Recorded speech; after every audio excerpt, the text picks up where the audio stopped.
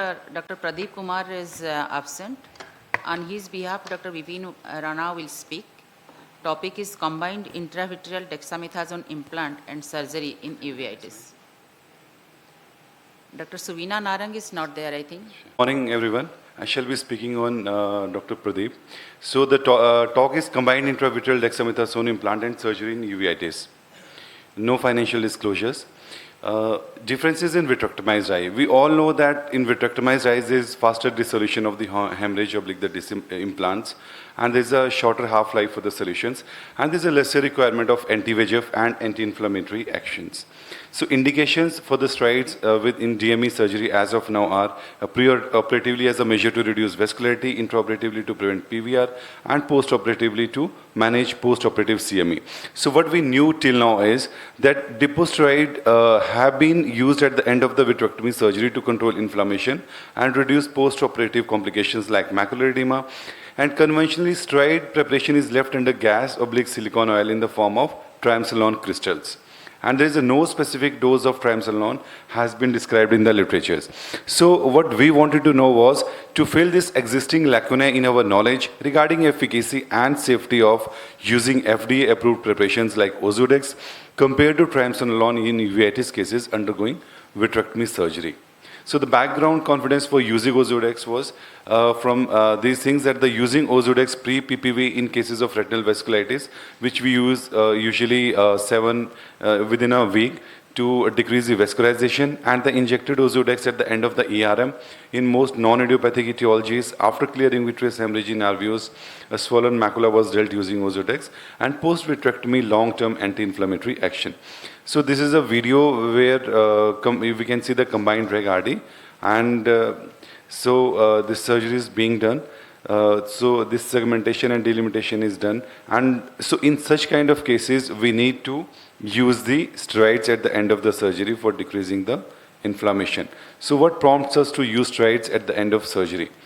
And what do we do is that at the end of the surgery, when air is inside at the end of the fluid air exchange, so this globe is insufflated through this infusion cannula, and we inject the Ozurdex from one of the cannulas. If this is a 23 gauge, we'll take out the 23 gauge port, and from there only we will inject the Ozurdex and leave it as such. There is no need of suturing even in those cases. So suturing was required in 1 cases out of the 51 cases. So the correct method of placing Ozurdex, so this is the correct method of placing Ozurdex post PPV. You just take out this. This is a similar video and go inside. So the only thing is that it has to be under the insufflation. It is not to be done after taking out the infusion port. So it was a retrospective comparative study, and there were 2 groups. So group 1 consisted of 51 patients, and the group 2 40 patients. Group 1 Ozurdex was implanted, and group 2 the triamcinolone was left inside. All patients underwent careful clinical evaluation, including general systemic ophthalmic examinations, and the required investigations were done. So this is an inferior placement of implant. What is important to know is that once you place the Ozurdex, if you do not rotate the eye, you keep the eye like this only, and you implant the Ozurdex. Okay, so at times it may go and sit on the fovea. And once it goes and sit on the fovea, it remains like there only, and it sticks to the retina. Wherever it goes, it will stick to the retina, and the patient will keep complaining of the central floater. So what you have to do is you have to rotate the eye inferiorly and then inject the Ozurdex, pointing that Ozurdex also inferiorly. So out of the total of 91 patients who underwent pars plana vitrectomy, they were studied. BCVA was fared much better with the Ozurdex implant. CMT was significantly lesser with Ozurdex implant, and need for injection for the macular edema.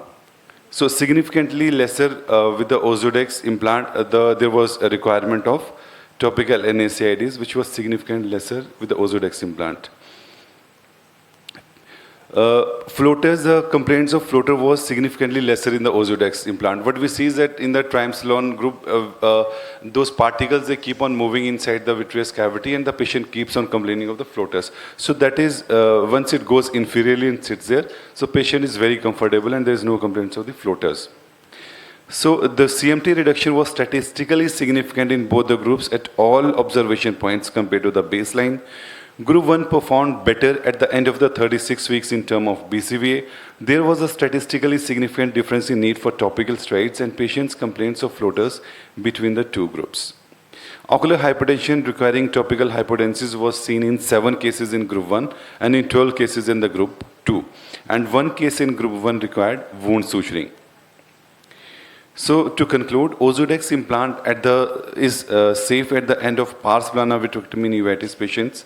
It gives additional advantages of long-term CME and prevention, CME prevention and BCVA gains. And the single floater of Ozurdex is much better tolerated than multiple floaters of triamcinolone. Thank you so much. Thank you. You are perfectly in time. Thank you. One doubt of mine, actually after doing vitrectomy, you told that you are putting that Ozurdex implant inferiorly so that it will not float, but it is replaced with aqueous only, no?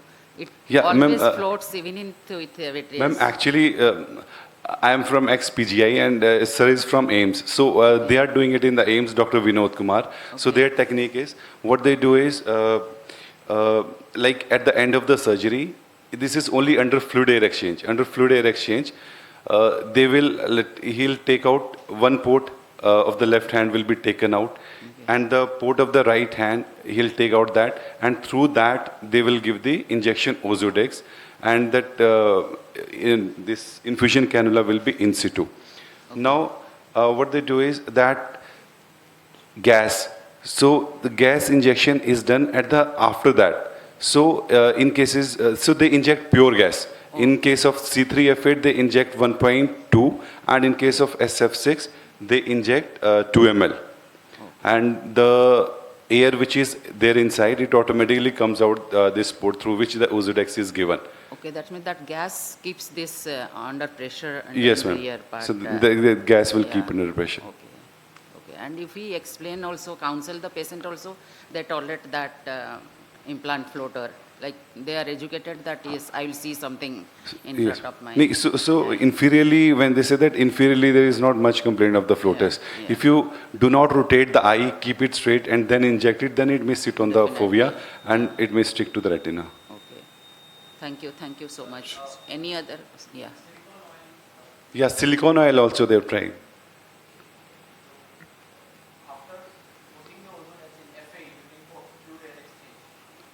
Actually, I'll come back to you. I'll talk to the main surgeon actually, the one who is doing it. Okay, but this technique which was gas, I'm very much sure of this. Silicone oil need that to ask. That is for the once. gas only. With silicone oil filling silicone it will oil float, also definitely. They are injecting under silicone oil also. They are injecting under silicone oil also. Sure. Thank you so much.